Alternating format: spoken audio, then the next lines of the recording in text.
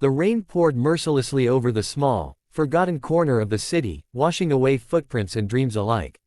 Most people hurried past with their umbrellas, too busy and too cautious to look down.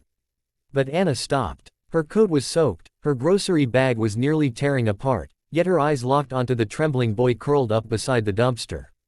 He couldn't have been more than 10 years old, dirty, shivering, and clutching an old backpack like it was his last possession on earth.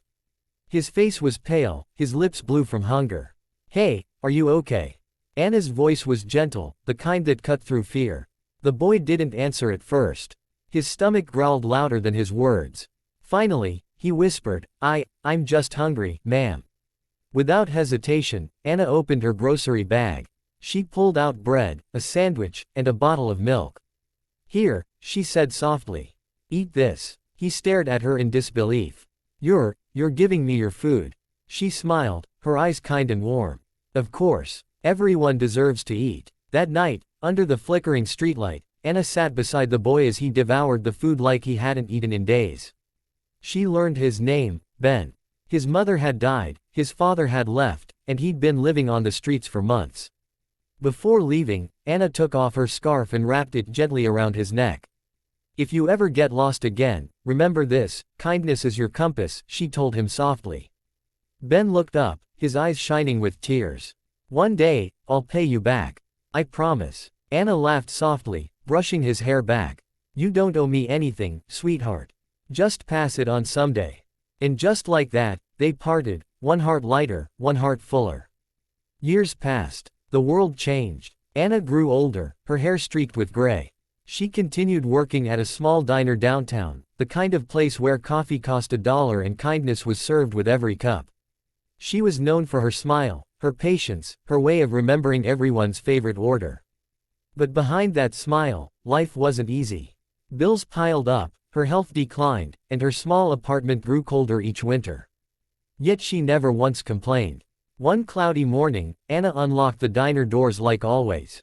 The bell above the door jingled as she wiped down the counters and brewed the first pot of coffee. But outside, a black car pulled up, a sleek, luxurious car that looked out of place on that street. A tall man in a tailored suit stepped out, his polished shoes splashing through puddles. He paused for a moment, staring through the window. When he walked inside, every head turned. He smiled, calm but emotional, and when he spoke, his voice trembled slightly.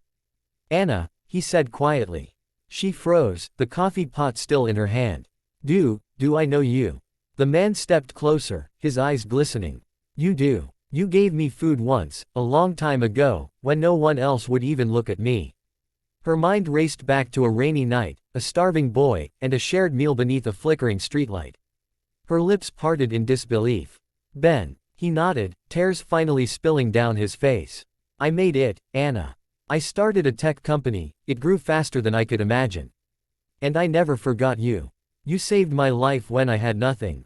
Before she could speak, he handed her an envelope. Inside was a deed to a house, her name printed boldly across the top. "I bought you a home," he said. "And the diner. It's yours now. Fully paid off. You gave me hope when I had nothing. Now it's my turn." Anna stared at the papers, speechless. The room around her blurred as tears filled her eyes. She tried to protest, her voice breaking. "Ben, I can't take this. You've already done enough just by remembering me." He smiled gently and shook his head. "You told me kindness is a compass. It led me back to you." The room fell silent, the only sound the hum of the coffee machine and the quiet sob of a woman who never thought her small act of kindness would echo so far. That evening, the diner lights seemed to shine brighter than ever. People came and went, whispering about the mysterious man in the expensive suit who had hugged the old waitress and cried in her arms. Anna sat by the window after closing time, looking out at the rain falling softly against the glass. The world outside looked the same as it had that night years ago, but everything inside her had changed. Ben came back the next day, and the day after that. They shared stories, laughter, and memories over slices of pie and steaming cups of coffee. The little boy she had once fed was now a man who carried gratitude in his soul. For the first time in a long time, Anna didn't worry about bills or tomorrow. She simply lived, surrounded by the warmth she had once given away so freely.